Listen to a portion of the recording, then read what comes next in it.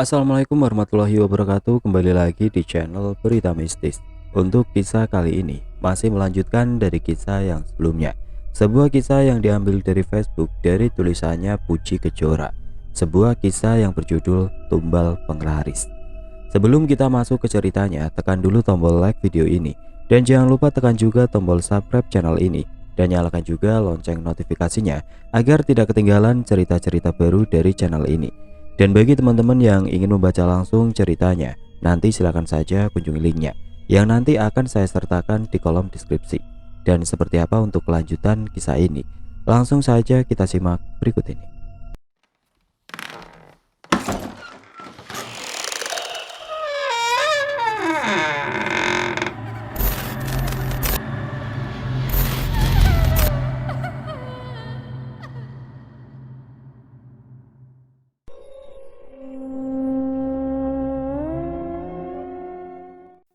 Matahari mulai condong ke barat. Semburat kemerahan terlihat indah di langit. Sayup-sayup mulai terdengar suara azan dari surau-surau. Aku meletakkan tas lalu duduk di ruang tamu sembari merenggangkan otot. Ibu yang baru masuk setelah berwudu di sumur menegur. Cuci kaki, cuci muka dulu Put. Pak Mali dari luar rumah langsung tidur. Nggak tidur Bu, cuma rebahan.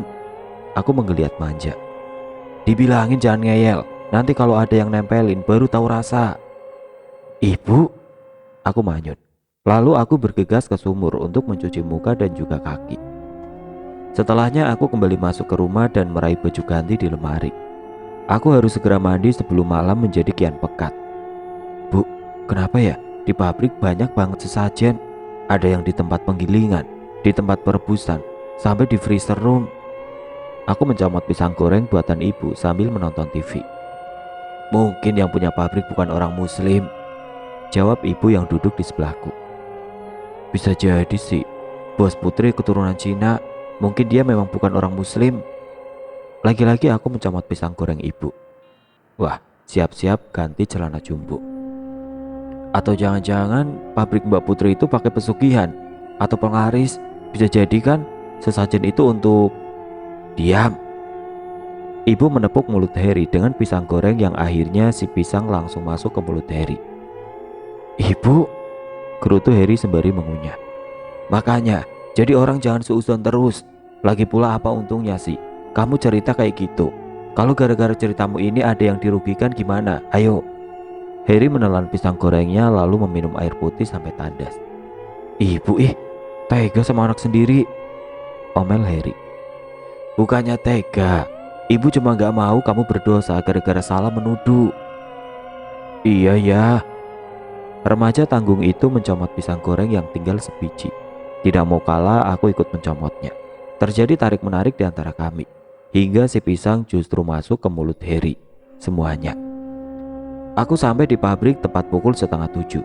Namun aku terkejut saat sampai di pabrik. Banyak sekali orang berkerumun. Di parkiran, ada 2 mobil polisi dan 1 mobil jenazah. Apakah mungkin ada yang meninggal?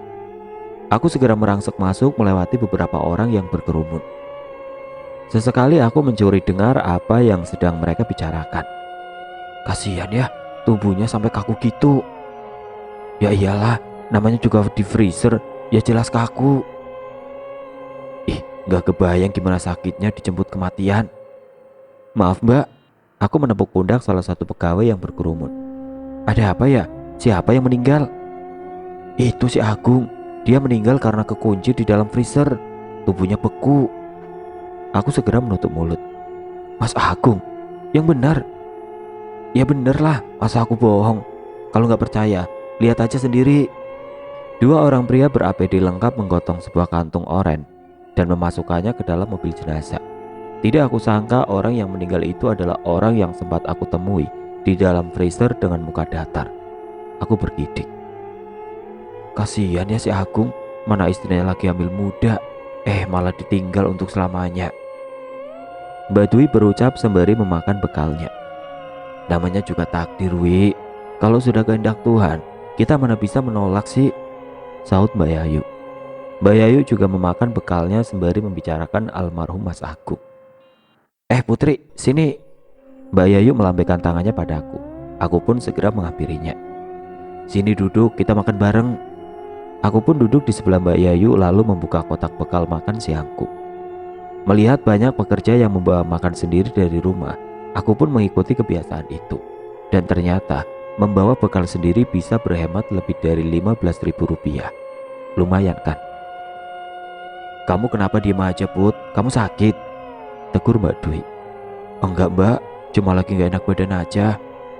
Aku tidak mungkin mengatakan jika sebelum Mas Agung meninggal, aku sempat melihat sosok yang mirip Mas Agung di dalam freezer. Pantes, dari tadi diem aja, timbal Mbak Yayu. Aku memaksakan senyuman sembari terus memakan makanan siang buatan ibu. Lalu tidak sengaja mataku melirik sesajen yang masih tergeletak di bawah meja kantin. Saat melihat sesajen itu, aku dikejutkan dengan adanya sebuah tangan kecil yang sangat pucat muncul dari bawah meja. Mulanya hanya tangan saja, lalu kelamaan muncul juga tubuh dan kepala yang berwajah pucat. Sosok itu menghirup asap dari dupa sambil memejamkan mata, seperti seseorang yang tengah menikmati makanan lezat. Jantungku berpacu cepat saat tiba-tiba sosok itu melihat ke arahku sembari menyeringai. Tubuhku seolah terpaku ke bumi hingga tidak mampu bergerak. Put, kamu gak apa-apa kan? Mbak Yayu menyentuh pundak. Aku menoleh ke arahnya, tetapi entah kenapa pandanganku justru berkunang-kunang. Wajah Mbak Yayu berputar-putar, bahkan kini menjadi dua, bukan dua, tiga, empat. Lalu mendadak menjadi gelap. Bu, Putri lihat penampakan di pabrik. Aku mengadu pada ibu saat aku sudah tiba di rumah. Karena pingsan, Pak Eko memperbolehkan aku untuk pulang. Oh ya, salah lihat mungkin kamu. Ibu masih fokus melipat pakaian. Beneran Bu, penampakan itu. Sudah, mending kamu banyakin berdoa. Mereka itu memperlihatkan diri pada orang yang jauh dari Tuhan. Jangan-jangan selama kerja di pabrik kamu jarang sholat. Aku seperti tertampar. Pekerjaan yang seolah tidak ada hentinya itu membuatku sering melupakan sholat. Kadang ketika istirahat, aku justru sibuk merebahkan diri barang sejenak di kantin bersama teman lainnya. Benar juga kata ibu, mungkin karena aku sudah lalai, makhluk tidak kasat mata itu leluasa menggodaku. Astagfirullahaladzim. Putri, dipanggil Pak Eko. Mbak Yayu berteriak dari ambang pintu pabrik. Iya, sautku sama kerasnya. Aku lalu meletakkan buku catatan dan segera menemui Pak Eko di ruangannya.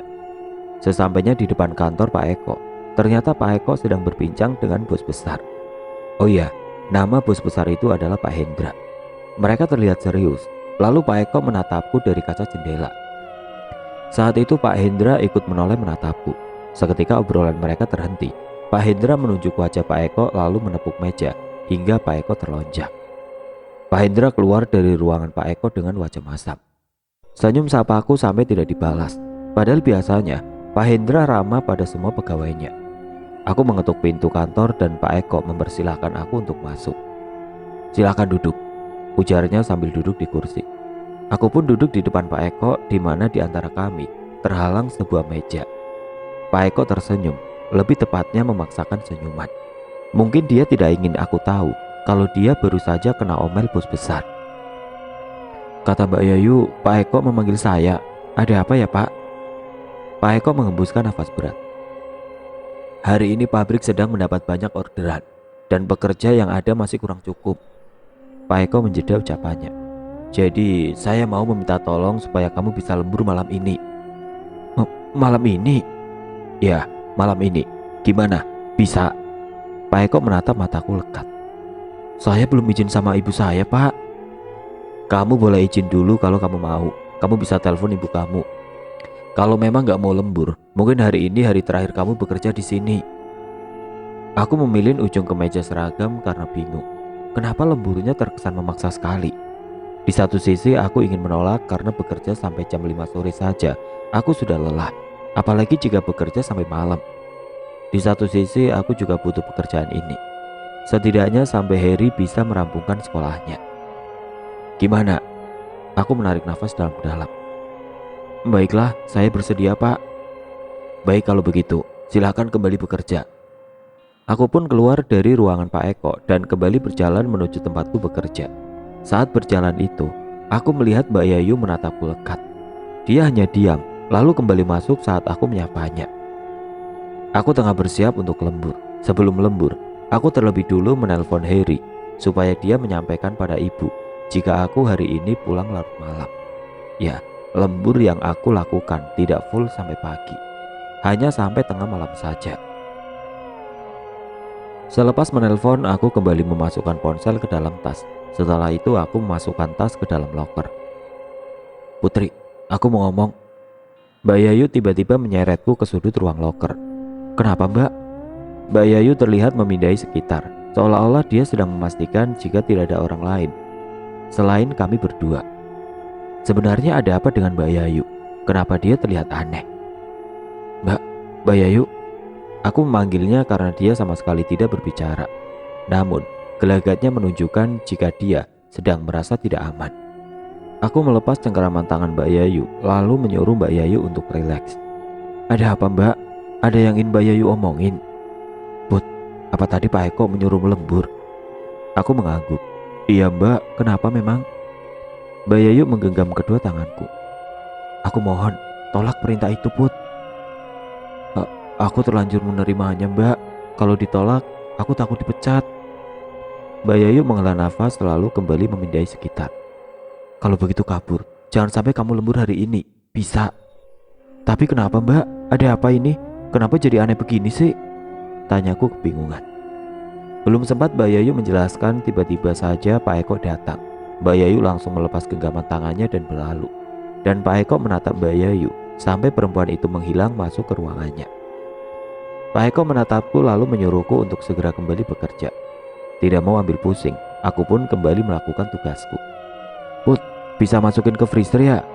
Teriak Mbak Dila. Siap. Aku meletakkan buku lalu mulai mengangkat satu persatu dus ke dalam freezer. Hingga tiba-tiba salah satu dus terjatuh dan aku berusaha mengambilnya. Namun tanganku justru menyentuh sesuatu yang keras dan dingin. Bentuknya bulat dan sedikit kasar. Saat aku melihat sesuatu itu, mataku membulat. Itu kan sepatu yang sering dipakai Mas Agung. Aku segera mendongak dan terkejut melihat Mas Agung berdiri mematung di depanku. Tubuhku gemeteran saat teringat jika Mas Agung sudah meninggal. Ingin rasanya berlari, tetapi kaki ini seolah terpaku ke bumi. Bukannya lari, aku justru jatuh terduduk di depan sosok Mas Agung. Sosok Mas Agung itu hanya diam, tatapannya kosong, wajahnya sangat pucat. Perlahan dia menengok ke arahku. Bibirnya bergerak seperti mengucapkan sesuatu sembari menggeleng. Jika aku perhatikan, dia seperti berkata jangan. Sesaat setelah mengatakan itu, sosok Mas Agung berteriak seperti kesakitan. Lalu tubuhnya seperti ditarik ke belakang oleh sesuatu. Tangannya menggapai tanganku, seketika dingin menusuk tulang yang kurasa. Sempat terlihat bayangan sosok hitam di belakang sosok Mas Agung. Sosok bayangan hitam itu menarik tubuh Mas Agung hingga menembus dinding. Aku hanya bisa tercenung melihat kejadian di depanku barusan.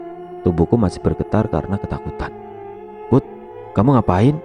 Seseorang menepuk pundakku. Aku segera menoleh dan bernapas lega saat melihat Mbak Dila. Dia menatapku dengan ekspresi keheranan. Mbak Dila? Sungguh, tubuhku sampai lemas, ingin bangkit tetapi kaki ini terasa lemas, sehingga Mbak Dila beranjak membantuku bangkit. Ya ampun Put, kamu pucat banget, kamu sakit? Enggak mbak, aku enggak apa-apa. Mbak Dila memapaku keluar dari freezer dan mendudukkan aku di kursi yang tersedia di luar freezer. Dia lalu meraih air dalam botol mineral dan memberikannya kepadaku. Segera saja aku menghabiskan air dalam botol tersebut hingga membuat Mbak Dila keheranan. Astagfirullah, astagfirullah, ucapku begitu air dalam botol habis. Bibir yang tadi terasa keluh kini bisa berbicara dengan lancar. Kamu kenapa Put? Kok sampai delosor gitu? Aku gak mungkin bilang kalau aku bertemu hantunya Mas Agung. Bisa-bisa pabrik jadi gempar. Lagi pula kasihan juga sama keluarga Mas Agung jika mereka tahu Mas Agung jadi hantu. Put, Mbak Dila menepuk bahuku lagi. Mbak, itu aku cuma agak meriang. Tadi pas di dalam freezer kepalaku pusing. Ya ampun, untung kamu gak pingsan. Mbak Dila bangkit. Kamu di sini dulu ya, biar aku izinin ke Pak Eko. Kamu biar bisa pulang. Aku hanya bisa mengangguk dan menunggu kabar dari Mbak Dila. Apakah aku diizinkan pulang atau aku harus tetap bekerja? Tidak berapa lama Pak Eko datang bersama dengan Mbak Dila.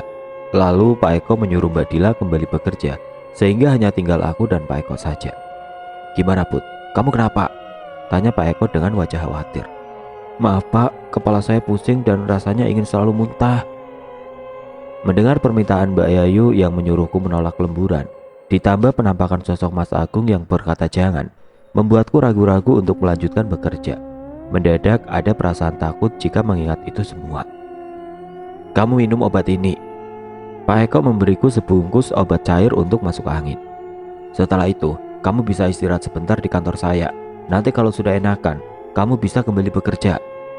"Tapi Pak, saya nggak kuat, saya ingin pulang saja." Pak Eko menghela nafas panjang lalu meraih kedua bahuku. "Saya mohon sama kamu Put, selain kamu, tidak ada yang bisa menyelamatkan saya. Maksud saya pabrik ini." Bagaikan terhipnotis, aku mengangguk begitu saja. Padahal dalam hati aku ingin berkata tidak. "Terima kasih Put." Pak Eko melepaskan tangannya lalu pergi. Aku masih terpaku. Kenapa aku tadi mengiyakan sambil mengangguk? Tubuhku seperti ada yang mengendalikan. Aneh. "Put, ayo pulang." Mbak Yayu menyeretku. "Enggak Mbak, aku mau lembur. Aku nggak mau dipecat." Aku mengempaskan tangan Mbak Yayu. "Aku mohon Put, ayo pulang."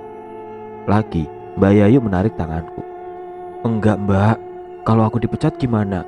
Aku harus membiayai ibu dan adikku." Kembali aku mengempaskan tangan Mbak Yayu. "Kalau dipecat, kamu bisa lamar kerja lagi di tempat lain. Ayolah Put, nurut sama aku." Mbak Yayu ini aneh. Dulu Mbak Yayu kan yang selalu bilang semoga aku betah di sini. Lalu kenapa sekarang Mbak Yayu ingin aku dipecat? Oh, atau jangan-jangan Mbak Yayu iri ya? "Put, cukup Mbak, aku nggak mau dengar apa-apa lagi. Pokoknya aku akan tetap lembur." Aku meninggalkan Mbak Yayu dan kembali masuk ke pabrik. Entah mengapa ketika Mbak Yayu memaksaku untuk pulang, emosiku meledak-ledak. Ada rasa tidak terima dan marah yang aku sendiri tidak tahu sebenarnya kenapa. Aku duduk di kursi di depan freezer sembari menekan dada. Sesak dan sakit saat melihat ekspresi wajah kecewa Mbak Yayu tadi. Aku merasa sudah keterlaluan karena menuduhnya iri denganku. Entahlah, pikiran dan perasaanku sedang kacau. Meskipun aku tidak tahu apa yang sebenarnya membuat pikiran dan perasaanku saling bertolak belakang. Sayup-sayup mulai terdengar kumandang azan maghrib di kejauhan. Aku merenggangkan tubuh yang mulai lelah, sejenak memutar ke kiri dan ke kanan hingga terdengar suara gemertak tulang yang kelelahan. "Put, istirahat dulu." Mas Wahyu menyuruhku keluar dari ruangan tempatku diperbantukan. Tidak seperti di ruangan yang terdapat freezer besar di dalamnya.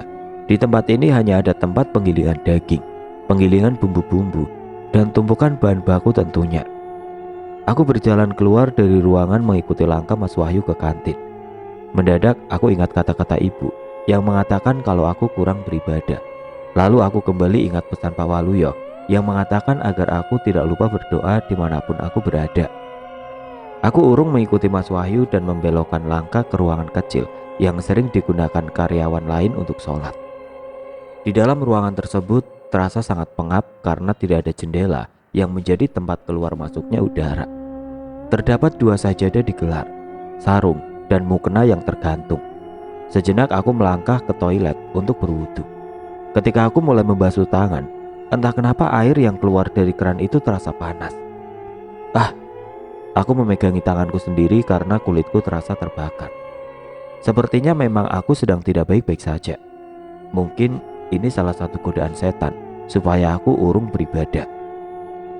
Akhirnya aku putuskan tetap mengambil wudhu meskipun harus menahan sakit yang teramat sangat di kulit yang terkena air wudhu. Segera setelah itu aku kembali ke ruang sholat dan memakai mukena. Baru mulai membaca niat. Tidak ada angin, tidak ada hujan, pintu ruangan sholat tertutup dengan sendirinya. Aku bergeming dan lanjut sholat. Dalam setiap sujudku, dada terasa sesak.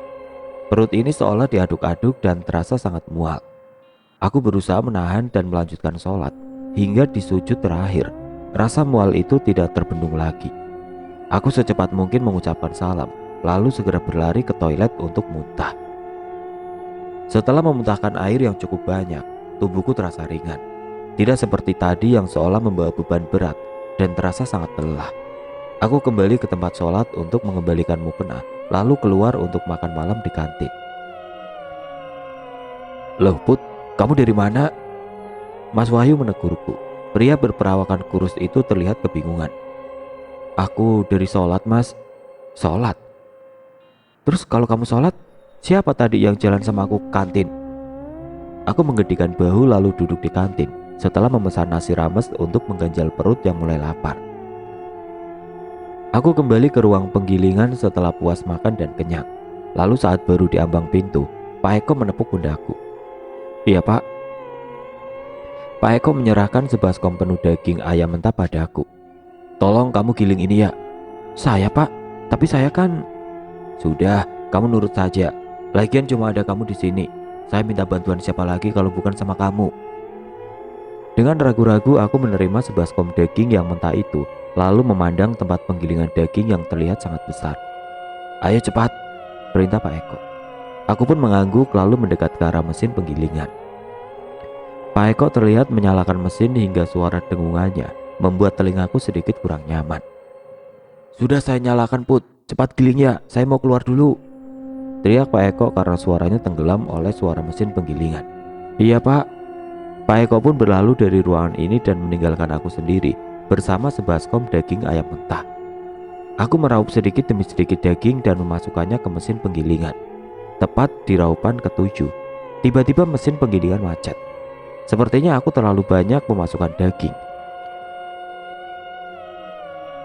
Aku pun berusaha mendorong daging di dalam penggilingan dengan alat yang sudah disediakan. Namun mesin itu tetap ngadat. Aneh. Aku mencoba memincing dan melihat bagian dalam mesin penggilingan yang macet itu. Seperti ada tulang yang membuat mesin berhenti. Namun tulang itu terlihat aneh. Jika diperhatikan bukan seperti tulang ayam, tapi seperti tulang tangan manusia. Seketika mataku membelalak saat tulang-tulang itu tiba-tiba meraih kepalaku dan menarikku masuk ke mesin penggilingan yang secara tiba-tiba menyala. Aku coba menahan tarikan itu dengan kedua tangan yang berpegangan pada sisi-sisi mesin. Ingin teriak minta tolong, tapi mulut ini terasa sangat keluh. Jantungku berdegup sangat kencang. Bayangan kematian tengah di depan mata. Aku hanya bisa berteriak dalam hati sembari memohon pertolongan dari Tuhan. Kepalaku semakin mendekat ke arah mesin, sementara tanganku sudah terasa sakit menahan bobot tubuhku sendiri. Ya Tuhan, sepertinya sebentar lagi aku akan mati di sini. Kini jarak antara mesin dan kepalaku hanya beberapa senti saja. Aku pasrah dengan memejamkan mata dengan hati yang terus bersikir padanya.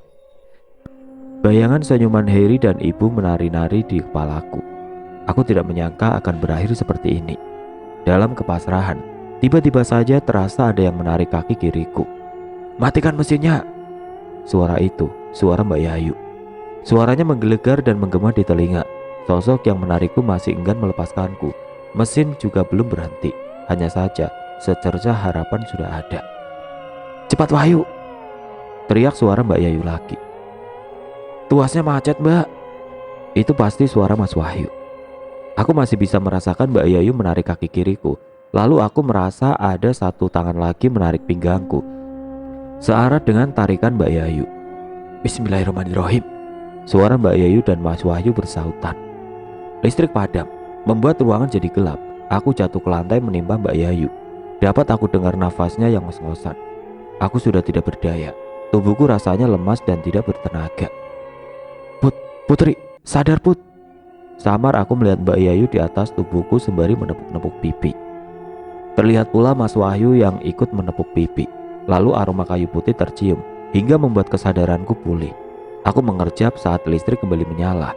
Wajah Mbak Yayu dan Mas Wahyu terlihat sangat panik. Mbak Yayu, Mas Wahyu. Syukurlah. Mbak Yayu mengelus dadanya dengan wajah lega. Kamu kok bisa di sini Put? Padahal pas aku lewat tadi, ruangan ini kosong. Mas Wahyu bertanya dengan wajah heran. Tadi Pak Eko yang memintaku ke sini membantunya. Terus kenapa kamu bisa sampai nyungsep ke dalam mesin? Dahi Mas Wahyu mengernyit. Tadi waktu masukin ayam, tiba-tiba mesin macet. Terus pas aku lihat, tiba-tiba ada tangan yang menarik kepalaku. Sudah, lebih baik kita segera keluar dari sini. Aku merasakan hawa di sini mulai gak enak. Mbak Yayu mengusap punggung lalu membantuku bangkit untuk keluar ruangan. sementara Mas Wahyu mengikuti kami dari belakang. Hampir sampai ke pintu, tiba-tiba saja pintu tertutup dengan sendirinya dan listrik kembali padam. Seorang pria berdiri di ambang pintu. "Mau kemana kalian?" gertak pria itu.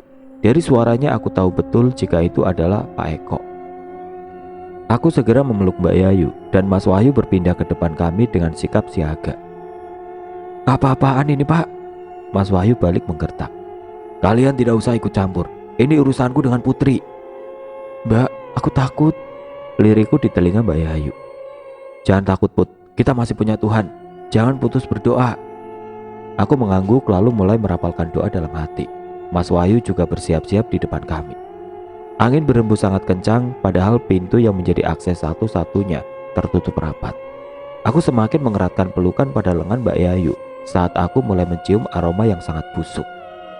"Terus berdoa, Put," Mas Wahyu kembali mengingatkan. Sebuah asap mendadak muncul dari celah pintu dan perlahan asap itu berubah menjadi sosok yang sangat mengerikan. Sosok perempuan berwajah hancur. Kami serempak berjalan mundur. "Serahkan dia padaku." Suara perempuan itu terdengar berat dan parau. "Tidak, kami tidak akan membiarkan hal itu." Mas Wahyu berteriak lantang. "Jangan ikut campur urusanku." Perempuan buruk rupa itu kembali berucap. Tangan wanita itu terulur dan tiba-tiba saja Mas Wahyu dan Mbak Yayu terpental hingga mereka pingsan. Dengan secepat kilat wanita menyeramkan itu kini sudah di depanku. Tangannya yang hitam dan berkuku panjang mencekik leher hingga aku merasa kehabisan nafas. "Pak, tolong," pintaku pada Pak Eko. "Maaf Putri, aku diperintahkan untuk ini."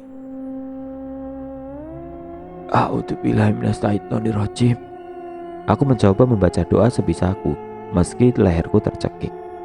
Dada ini sudah terasa sesak, kepala juga mendadak berat. Sosok di depanku menyeringai. Namun aku tidak putus asa dengan tetap merapalkan doa. Aku yakin Tuhan pasti bersama dengan hamba yang mempercayainya. Tidak lama cekikan di leherku mulai mengendur. Sosok di depanku melotot dengan kepala mengeluarkan asap. Sedetik kemudian, ia menutupi kedua telinganya sendiri. "Hentikan, hentikan!" Bukannya berhenti, aku justru semakin mengeraskan suara hingga sosok di depanku kini tidak berdaya. "Hentikan!" Kembali sosok itu berteriak lalu tubuhnya memudar kembali menjadi asap. Sebelum hilang sosok itu sempat berteriak, "Aku tidak terima semua ini. Kau akan terima akibatnya." Sosok itu menunjuk Pak Eko. "Tidak Nyai, jangan pergi. Lakukan tugasmu," teriak Pak Eko. Akan tetapi sosok yang dipanggil Nyai itu tetap menghilang. Tinggal Pak Eko dengan ekspresi ketakutannya. Pria itu lalu keluar dari ruangan dengan berlari. Aku menghampiri Mbak Yayu dan Mas Wahyu, mengguncang tubuh mereka dan menepuk-nepuk pipi mereka. "Mas, Mbak, bangun." Mata Mbak Yayu mengerjap lalu terbelalak saat melihatku. Dengan segera dia bangkit dan duduk. Mana sosok tadi?" Mbak Yayu celingak-celinguk. "Sosok itu sudah pergi, Mbak." Giliran Mas Wahyu yang siuman dan langsung duduk sembari menekan pangkal hidungnya. "Kamu gak apa-apa, Put?" Mas Wahyu menangkup wajahku. Aku gak apa-apa, Mas." Kami bertiga bangkit saat terdengar teriakan histeris di luar. Kami sejenak saling pandang lalu bergegas menghampiri sumber suara. Aku, Mbak Yayu dan Mas Wahyu memberhentikan langkah di halaman depan pabrik. Beberapa pegawai yang lembur berkumpul di sana. Beberapa ada yang menangis, ada pula yang bergidik ngeri. Kami segera merangsek maju untuk melihat apa yang sebenarnya terjadi. Ketika kami sampai, mata kami membulat lalu saling pandang tidak percaya. Di halaman pabrik Pak Eko tergeletak di tanah dengan tubuh bersimbah darah. Matanya membelalak lebar, kepalanya pecah, dan tulang kakinya terlihat keluar. Aku menutup mulut yang hendak muntah. "Itu kenapa Pak Eko seperti itu?" tanya Mbak Yayu pada seseorang di kerumunan. "Dia bunuh diri loncat dari atas gedung." Mbak Yayu lalu menatapku dan menyeretku menjauh. Mas Wahyu yang melihat kami pergi ikut beranjak. "Sekarang kamu tahu kan kenapa aku melarangmu menuruti perintah Pak Eko? Kamu itu mau dijadikan tumbal," bisik Mbak Yayu. Mataku membulat. "Tapi kenapa aku, Mbak? Terus kenapa justru Pak Eko yang tewas, bukan pemilik pabrik?" Karena kamu memiliki semua syarat yang akan dijadikan tumbal, sahut Mas Wahyu. Dan sebenarnya Pak Eko tadi adalah orang yang ingin ditumbalkan oleh pemilik pabrik. Dia selamat karena menyerahkan temannya yang memiliki weton sama dengannya sebagai ganti supaya dia tetap hidup. Itulah kenapa saat setan itu tidak berhasil mengambil nyawamu, dia berbalik mengambil nyawa Pak Eko. Aku bergidik mendengar penjelasan Mbak Yayu. Di zaman yang sudah secanggih ini, masih saja ada orang yang berpikiran sempit dengan menyekutukan Tuhan. Amit-amit jabang bayi. Jangan sampai aku bertemu dengan orang seperti itu lagi. Terus sekarang kita harus gimana Mbak? Mas, tanyaku bingung. Kita kan terlanjur tahu kalau pabrik ini memakai ilmu hitam supaya laris. Mau gak mau kita harus keluar. Kamu mau dijadikan tumbal lagi? Ujar Mas Wahyu. Aku menggeleng cepat. Enak saja. Mana mau aku dijadikan sebagai budak iblis. Tanpa pikir panjang lagi, kami segera keluar dari pabrik dan pulang ke rumah masing-masing. Aku bersyukur karena tadi Mbak Yayu dan Mas Wahyu datang tepat waktu. Kalau tidak, mungkin aku sudah berpindah alam. Oke teman-teman, sampai di sini dulu ceritanya. Nantikan kelanjutan kisah ini di video berikutnya. Agar tidak ketinggalan, klik tombol subscribe channel ini dan nyalakan lonceng notifikasinya. Wassalamualaikum warahmatullahi wabarakatuh.